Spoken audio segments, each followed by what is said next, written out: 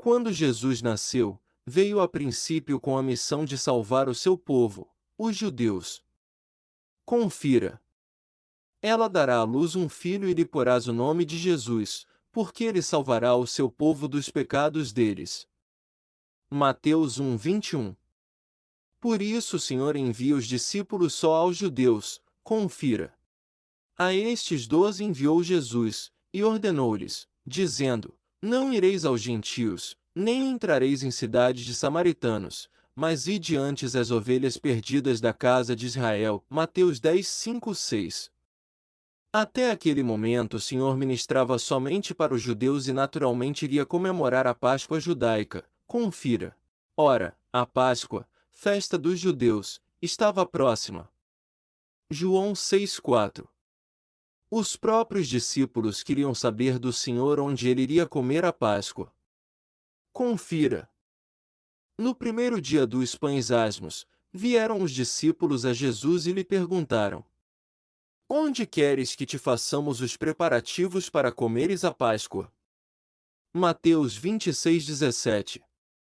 Lembrando que o Senhor estava ministrando somente para os judeus e comendo a Páscoa judaica que deixaria de ser simbólica e se cumpriria na pessoa dele, confira.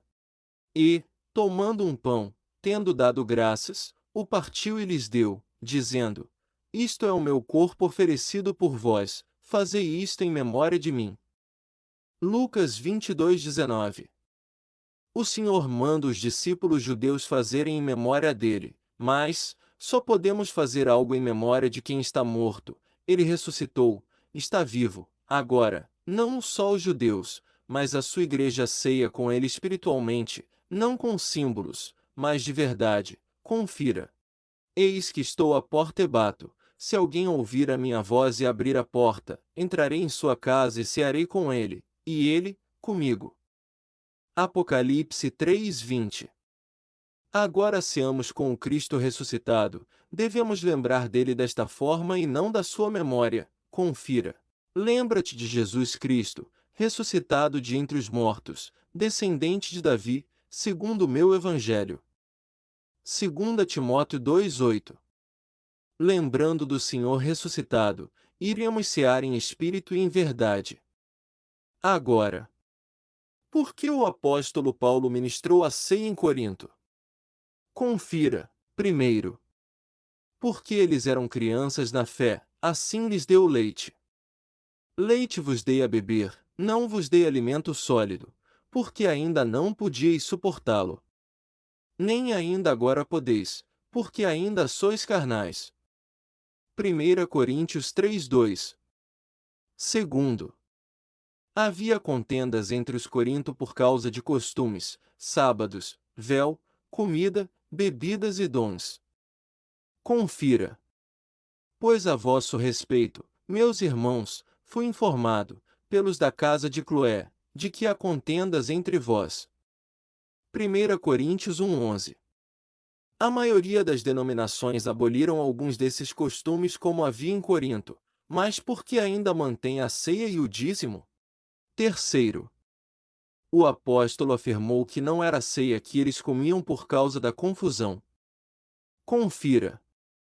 Quando, pois, vos reunis no mesmo lugar, não é a ceia do Senhor que comeis. Porque, ao comerdes, cada um toma, antecipadamente, a sua própria ceia, e há quem tenha fome, ao passo que há também quem se embriague. 1 Coríntios 11:20-21.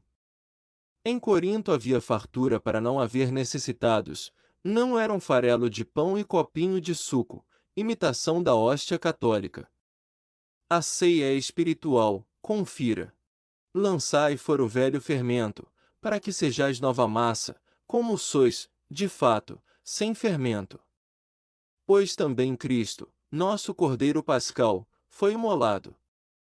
Por isso, celebremos a festa não com o velho fermento, nem com o fermento da maldade e da malícia e sim com os asmos da sinceridade e da verdade. 1 Coríntios 5:7-8. Celebrar a festa da comunhão com o Senhor e irmãos, em espírito e em verdade, ceando a todo momento com o ressuscitado, ele em nós. Confira. Eis que estou à porta e bato. Se alguém ouvir a minha voz e abrir a porta, entrarei em sua casa e cearei com ele, e ele, comigo. Apocalipse 3:20. Agora sim, seamos de verdade com o ressuscitado. Se você tem interesse em compartilhar sobre a graça, entre em contato através do nosso Zap 71987764497. A graça e a paz, em nome do Senhor Jesus. Amém.